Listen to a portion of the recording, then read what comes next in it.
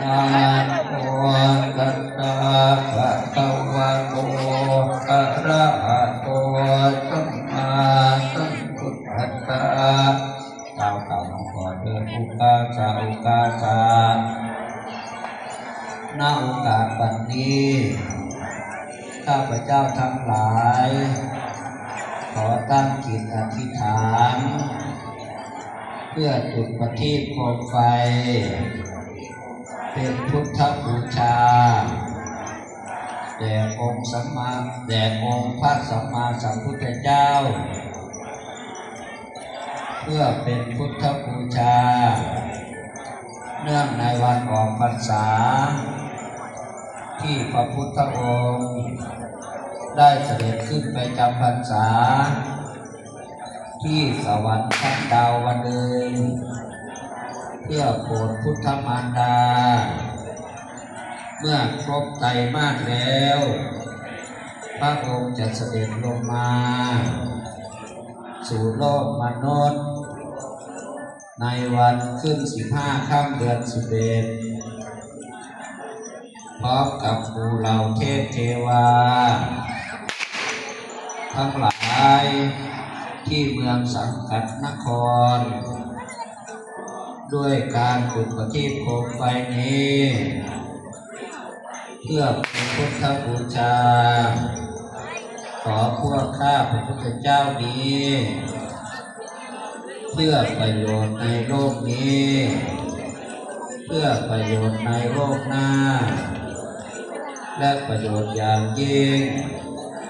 คือพระนิพพานขอความสุขทั้ง3 ประการจงบังเกิดมีแก่ข้าพระพุทธเจ้าทั้งหลายด้วยแก่ญาติทั้งหลายมีบิดามารดาเป็นต้นด้วยตลอดกาลนานเทอญสาธุสาธุอะนะโมทามิไปเลยไปเลยจับกันนะสัตว์ทุกผมที่ถู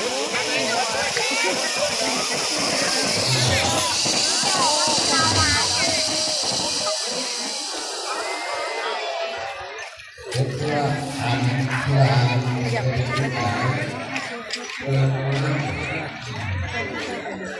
เลย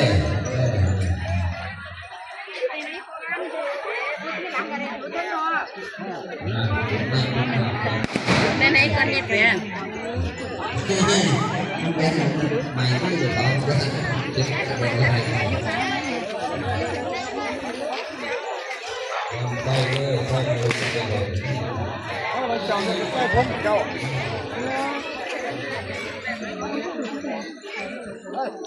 ผู้จุดก่อนจุดทันไม่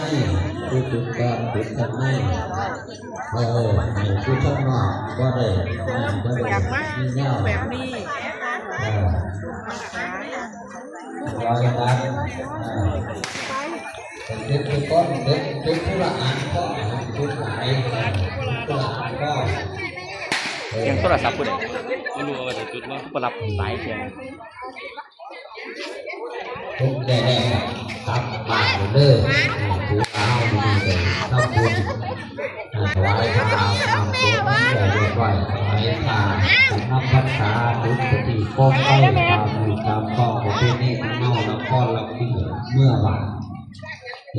นอนหลับฝันดีฝันเราเด็ก3 ตัว 4 ตัวเด้อ